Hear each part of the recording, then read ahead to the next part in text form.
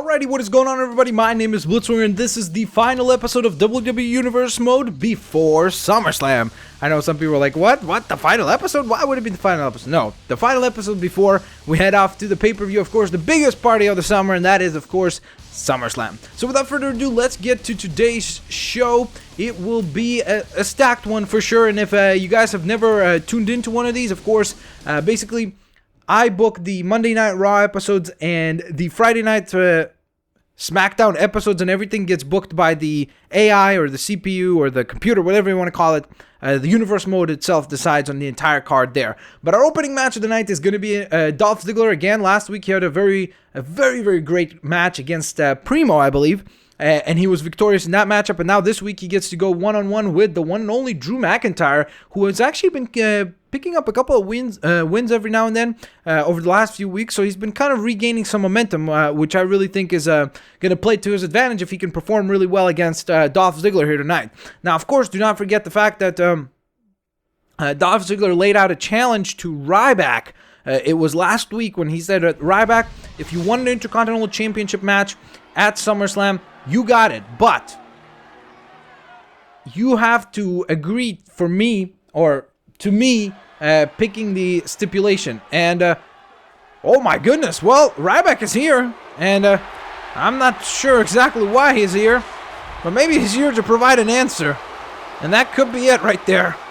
That might have provided an answer right there. My goodness, the referee disqualifies the match. I think Ryback has just provided the answer. After that, of course, assaulting Dolph Ziggler here in the ring. My goodness. Oh my, oh my. Well, I guess that will be on.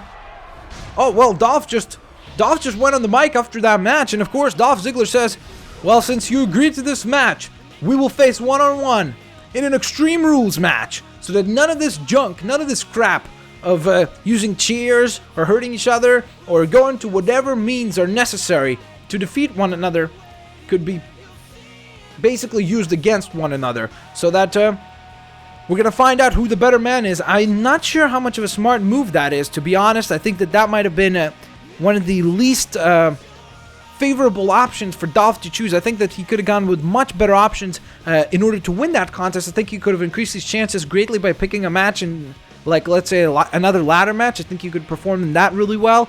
I think maybe some sort of an endurance matchup would have helped him as well, because he's a little bit of a lighter weight and he could take advantage of that. Maybe a Falls Count Anywhere match, something along those lines, I think would have benefited him a little bit better than an Extreme Rules match. But that being said, I hope he knows what he's doing. He has been a very successful Intercontinental Champion so far, so I guess we'll see how things unfold. Speaking of seeing how things will unfold, we've got a triple threat contest with one representative from every team that can potentially contend for those tag team championships. So, of course, that made sense. Of course, Blitzwinger has let me know that basically we are gonna see the Dudley Boys. We're gonna see Primo and Epico, and we're gonna see one of these teams join. It's gonna be a three-team, six-man elimination tag team match for the tag team titles. So it's going to be quite a spectacular matchup at SummerSlam for the tag team titles. I actually wanted to do a TLC match, the six-man TLC match, but you can't do tag teams, or at least I wasn't able to find the feature for it. So that's why we're going to go ahead with the elimination tag match instead of the TLC type matchup, even though that's what I kind of wanted to do, because I thought it'd be a little bit more fun. But that being said, let's find out who's the last team to join. My goodness, Team Cobra, to the shock of many, joins after Antonio Cesaro hits Brodus Clay with the neutralizer, and Santino able to strike with the Cobra and then pin Brodus Clay as Antonio Cesaro rolls out of the ring. The European Scholars still strong, but unable to get that big victory. They've been dominant as a team, they've been dominant as singles competitors, but they have not been able to seem to put kind of the two together and finally get themselves an impressive W. So hopefully that will change for them down the line.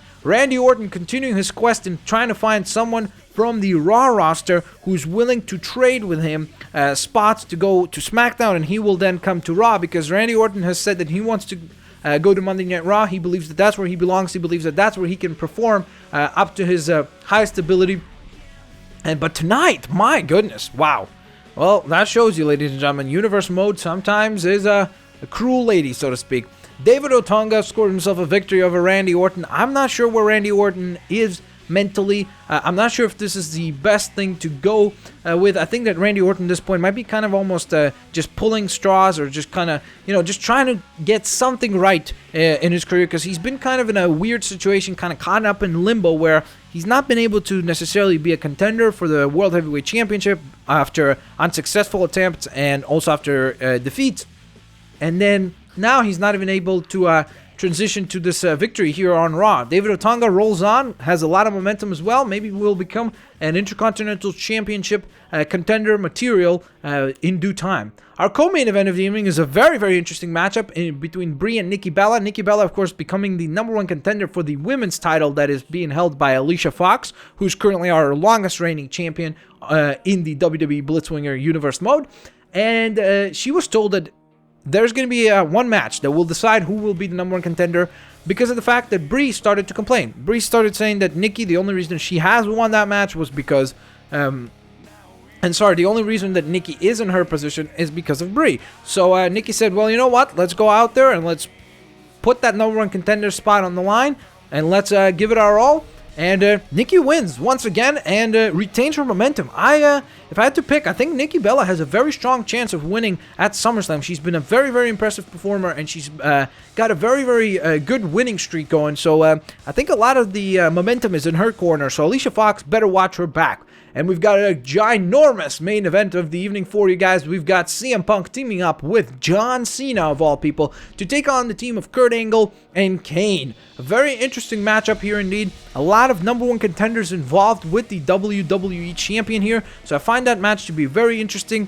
Definitely interesting both on paper and to see how it will unfold in the ring itself. Because, of course, last week, we had CM Punk take on Kane, and CM Punk was victorious, where he was successful via defeating Kane. He then earned himself the opportunity to face against Kurt Angle. Another big announcement came during midway through the week from Blitzwinger, and that is that he said that John Cena has come to him, and he said that this is ridiculous. He wants to become #1 contender, and he's going to do whatever it takes to become that contender. And he said that if he needs to start doing some of the things that some other guys are doing around here to become a contender, then that's what he's going to do. After which Blitzwinger said, you know what, I'll give you your opportunity, I'll give you your shot. And that is why at SummerSlam, it will be Kane versus John Cena in an I Quit matchup to decide the #1 contender, the next #1 contender for that WWE Championship, which means Punk and Angle are going to go to war. Whoever wins that match, whoever walks out as champion, will then have to defend that title against either John Cena or Kane, which is a pretty interesting matchup. And on top of that, the stipulation of it being an I Quit match, SummerSlam is shaping up a heck of a show. I mean, we've got a stacked card for you, ladies and gentlemen, and here we go. It looks like CM Punk, the #1 contender, and the WWE Champion, Kurt Angle, are going to kick this thing off, and Kurt Angle with a beautiful belly-to-belly suplex to open this up. Of course, that mystery man hasn't made his presence known. We actually have been kind of well off ever since Punk kind of almost scared him off. So we still don't know who that mystery man is. There's still an active investigation ongoing where they're trying to find out who it is. There's been a lot of rumors about who it may be. There have been rumors that it's CM Punk. There's been rumors that it's Kurt Angle. There's been rumors that it's John Cena, maybe a returning superstar. Heck, some people said it's Dwayne "The Rock" Johnson. So I mean, I really do not know at this point. Maybe it's not even one man. Maybe it's multiple men. Who knows? It could be an entire cavalry of attackers. Who knows? At this point, I'm just glad that we have not seen them make an appearance over the past 2 weeks or so, which has been definitely kind of a nice change of pace to see some fair competition. I'm very impressed how early on here Cena and Punk going back, of course, back in history, but I'm impressed by how well they're able to work together here early on. They're doing a really great job of staying focused on the task at hand, staying focused on the fact that it doesn't matter if they will potentially become enemies once again. Now they just need to win this tag team match to take as much momentum as they can going into SummerSlam. Of course, that's a very, very important pay-per-view, arguably the second biggest show of the year, depending on how you value Royal Rumble and Survivor Series.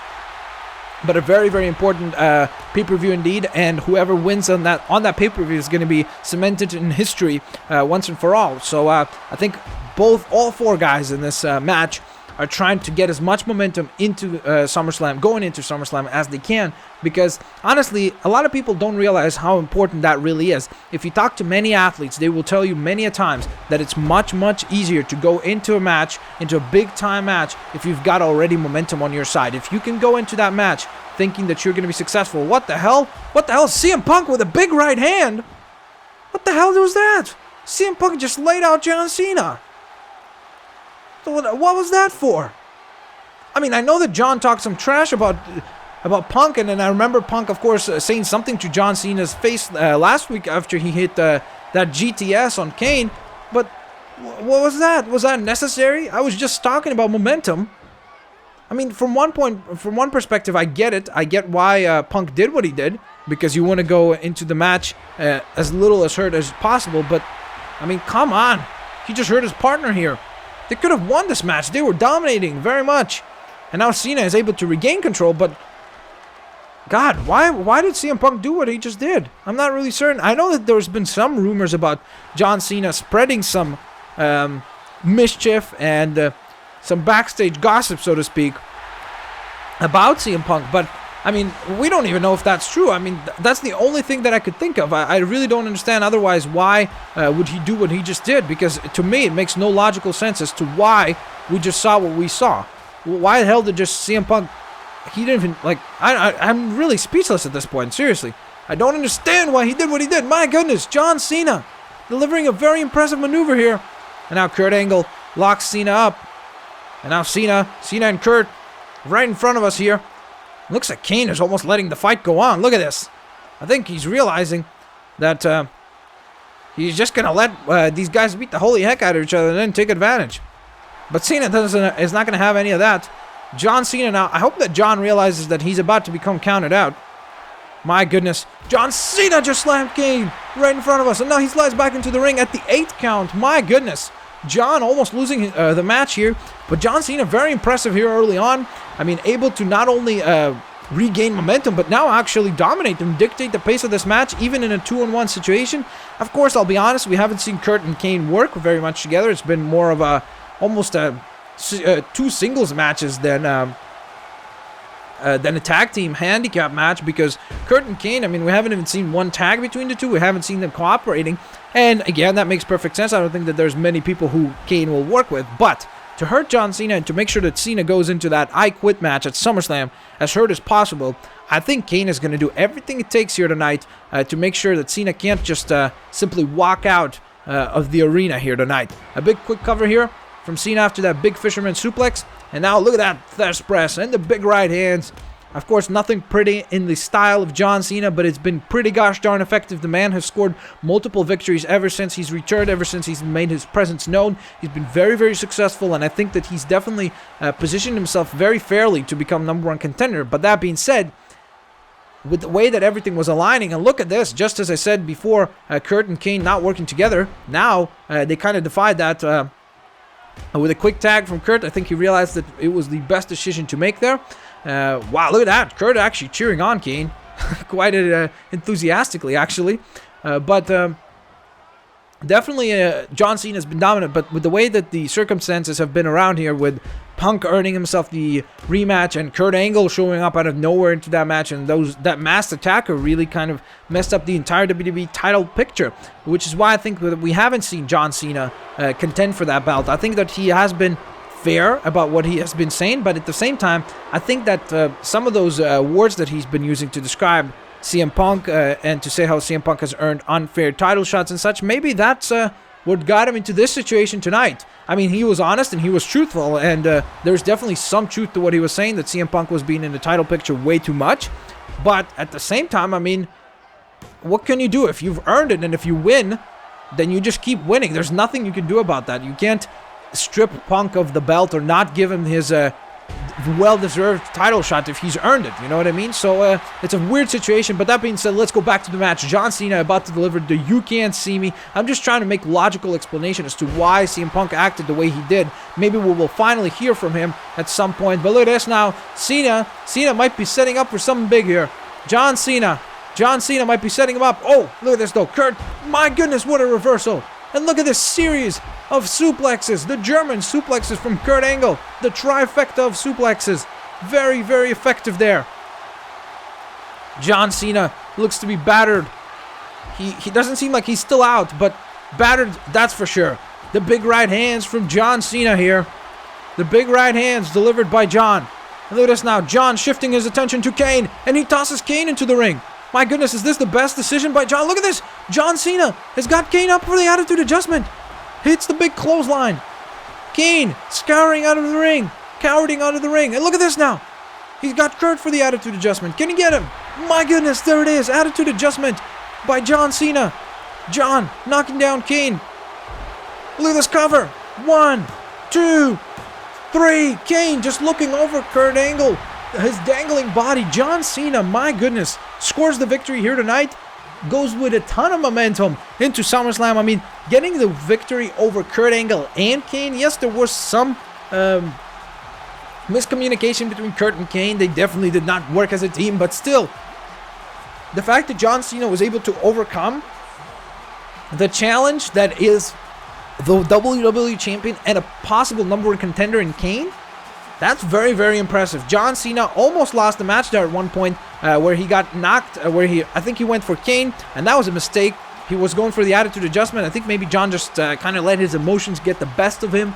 But nonetheless, John Cena scoring the big W here tonight, and now rolls into SummerSlam with a ton of momentum with a victory over the team of the WWE Champion and Kane. So this I Quit match is going to be very, very fascinating to see how it will go. That being said, of course, John did endure a good amount of punishment in this match, so I'm not sure how he will fare in that match, of course, the I Quit match. But that being said, tonight, John Cena gets the glowing pass, and John Cena definitely, if we did a power ranking this week or something along those lines, I would definitely, by the way, Randy Orton will look super creepy in that poster.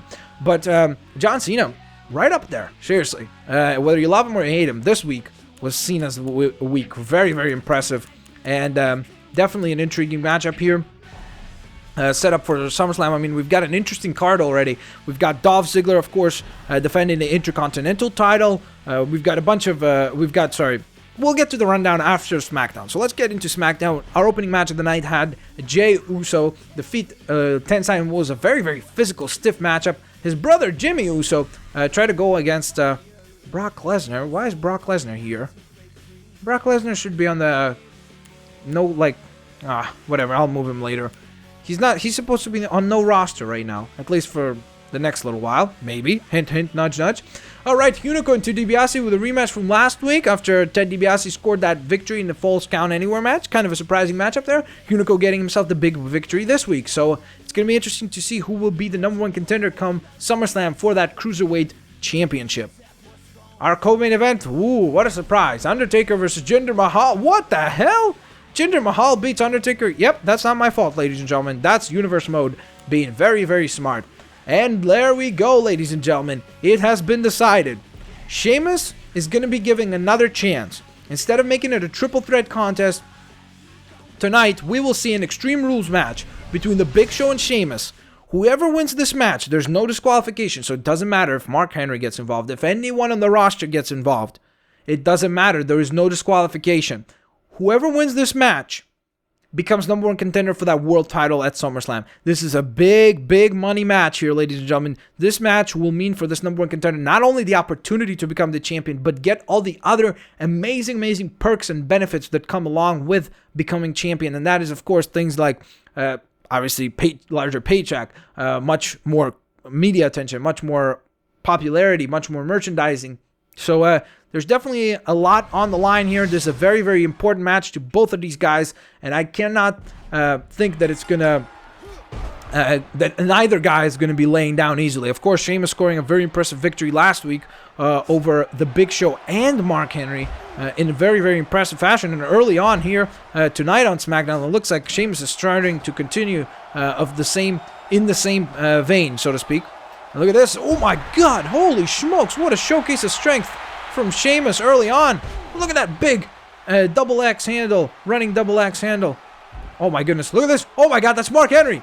Mark Henry just assaulted Sheamus, and now he's beating up Big Show too. Big clothesline from Mark. Big clothesline from Mark Henry. And Mark Henry has just laid out both Sheamus and the Big Show. Both men are down. We still need a winner. And it looks like Big Show is up to his feet first. And look at this. I think both of these men realize that we just got to keep going. It doesn't matter. One of us is going to get a piece of Mark Henry come this Sunday. So we just got to find out who's going to be. So I think that that's a smart approach. That being said, Mark Henry, again, you see, making his presence known. The World Heavyweight Champion. Very, very dominant. A very definitely dominant man. He's been arguably one of the most dominant World Heavyweight Champions over the last 10 years maybe or so. I mean, he's been so impressive over as of late. I mean, not only in the fact that he's been dominant as a champion in championship contests, but he's been very impressive in how much he's been able to get into the psychological side of things, to really kind of, you know, get psychologically into the heads of his opponents. Like right now, that was a simple attack. He didn't necessarily deliver a lot of damage. I mean, of course, those clubbing blows did deliver damage, but it was just kind of a message to send a message that I could defeat you both. That's, I think, what he was trying to get across. Look at that. Nice reversal from the Big Show. You don't see him often being able to chain wrestle, but that was a really great maneuver from the Big Show, who eats now a big double X handle from Sheamus, who keeps going to that move. Because, of course, when you're dealing with guys like Big Show and Mark Henry, these guys are big, big dudes. And you want to make sure that you bring them down. And I don't think that one clothesline is going to do that. So Sheamus relies on a double X handle, a running double X handle, to get the job done. And look at this now. Now, of course, don't forget this is an Extreme Rules match, which, honestly, some people said is a good thing, but I think it's a bad thing for both of these men, because that means they're both going to be hurt. That means that both of them are going into Sunday not 100%. That means that neither man here is going to be able to perform against Mark Henry at their best shape, at their best ability. I know that some people might say, well, maybe they will be able to recover.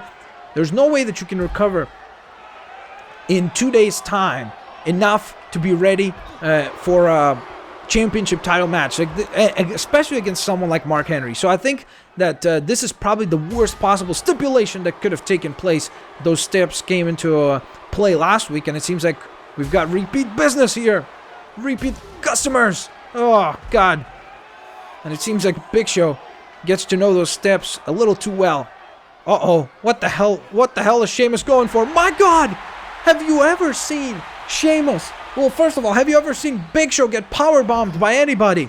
I mean, he did slip up a little bit at the end there, but still, that was incredible. That was an incredible showcase of strength. Uh-oh.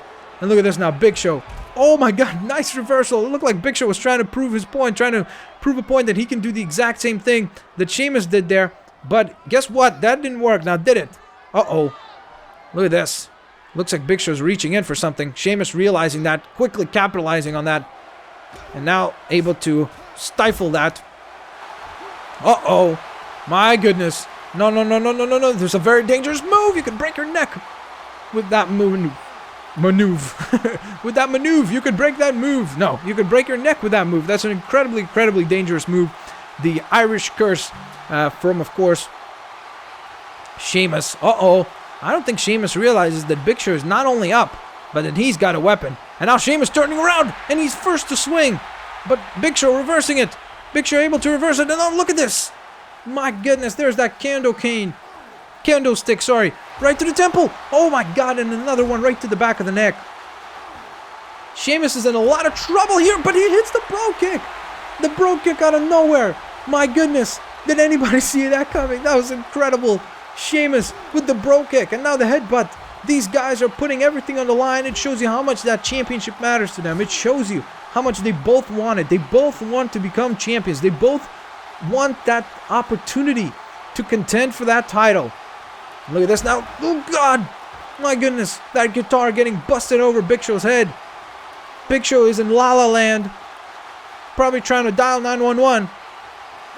My God. And look who picks up the phone. It's Sheamus with a steel chair.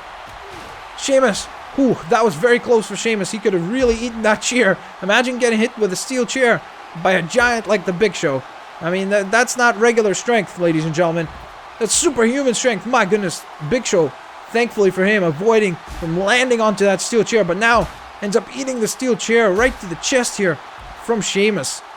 Sheamus just relentless. I've never seen Sheamus this, not only this aggressive, but honestly this motivated to win a match. I mean, it seems like this he realized that this means everything to him. He realized that this is his opportunity, and he's really putting everything on the line here. I mean, I genuinely, as I just said, I genuinely have never seen Sheamus this motivated to compete at this level. Seriously, this has been an incredible sight over the last few weeks of how motivated he has been and how much he wants this opportunity. He believes that he can defeat Mark Henry. He knows that he just needs a one-on-one shot, and he will prove it. Now, that being said, considering how brutal this match has gone on already, I'm not sure if he'll be able to prove it one way or another, simply due to the fact of what is happening in this match. I mean, you've got to be pretty hurt after enduring what some of the things that these guys have endured in this matchup. So it's going to be interesting to see how much punishment they will need to take, either one of them, to actually become the number 1 contender. My goodness. Sheamus landing on the floor, and for once, I think it might have been better to just land onto that, on the announce table right here in front of us, battering ram.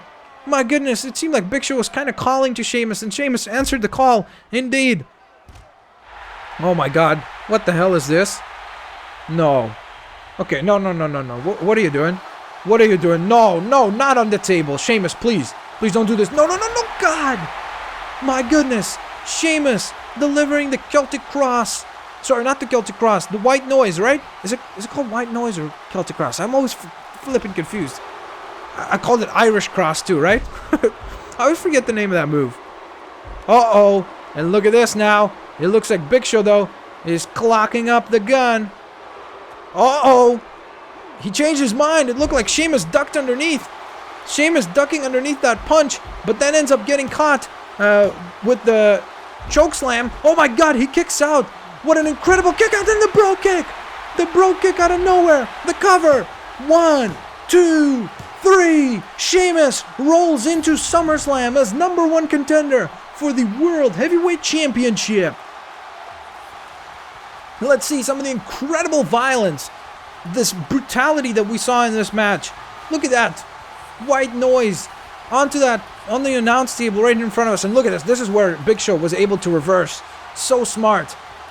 Of course, showing a lot of experience here. Big Show, even after missing that KO punch, after that changes it midway through into a choke slam, able to score that. Sheamus kicks out. There's that big bro kick. I think no one was expecting that. The 1, the 2, the 3, and there's your number 1 contender, ladies and gentlemen. It is the one and only Sheamus. Will he be able to do the same to Mark Henry this Sunday at SummerSlam? Only time will tell. Only time will tell. That being said, ladies and gentlemen, we hope you enjoyed this episode of Universe Mode. If you did, please hit that like button, subscribe, share the videos, favorite the videos. Those are the best ways to show support for the series. Do not forget, ladies and gentlemen, let me run down the card that is currently tentatively been put in place. We've got the tag team titles will be defended by Primo and Epico against, it's going to be a 3-team, 6-man elimination tag match. It's going to be Primo and Epico defending the titles against the Dudley Boys and Team Cobra. So it should be a pretty exciting match there. Definitely a lot of diversity in styles. You got a lot of kind of almost very casual wrestling from Team Cobra. Then you got very hardcore wrestling from the Dudley Boys. And then you got high-flying technical wrestling from Primo and Epico. So going to be a very interesting matchup to see unfold. We're going to get into Dolph Ziggler defending his Intercontinental Championship against Ryback in an Extreme Rules match. What we saw tonight, this same stipulation will be applied to the match between Dolph Ziggler and Ryback. I cannot wait to see how that one unfolds. And I think that Dolph Ziggler has possibly bit off a little more than he can chew in this particular situation. And Ryback, of course, he always can be fed more, so I don't think it's going to be any surprise to him. In fact, I think he was surprised that that was the stipulation that Dolph chose, because I think he's happy with it. On top of that, we've got a women's championship match where we will see Alicia Fox defend her belt against the new number 1 contender, Nikki Bella, who was able to retain that number 1 contendership against her sister, Brie Bella, on Monday Night Raw earlier on in this particular episode. So that should be a pretty exciting matchup as well. John Cena and KANE will go to war in an I Quit match. On top of that, that will be, of course, to decide the number 1 contender, the next number 1 contender for the WWE Championship. after that, and on top of all that, we still have 2 world title matches for you, ladies and gentlemen. The first of which is, of course, this match that we saw decided today. It will be Sheamus, not Big Show, contending for that World Heavyweight Championship against Mark Henry this Sunday at SummerSlam. So it will be Mark versus Sheamus. Once again, they will tango, but let's see if the result will be the same. And on top of that, our main event of the evening, of course, is going to see the brand new WWE Champion who earned that title last month on pay-per-view. It is, of course, it was on at Money in the Bank, actually, who earned that title at Money in the Bank. It was, of course, Kurt Angle, who now will be defending that championship against CM Punk, but it will be no simple match, for it will be a submission match. So it will be the Anaconda Vice versus the Ankle Lock. Make sure to tune in to SummerSlam. On top of that, show some support for this series by hitting the like button, subscribing, sharing the videos, and favoriting the videos. Thanks a lot for watching another episode of WWE Universe Mode right here on the Blitzwinger channel. We will catch you guys next time. Peace out, and see ya laters.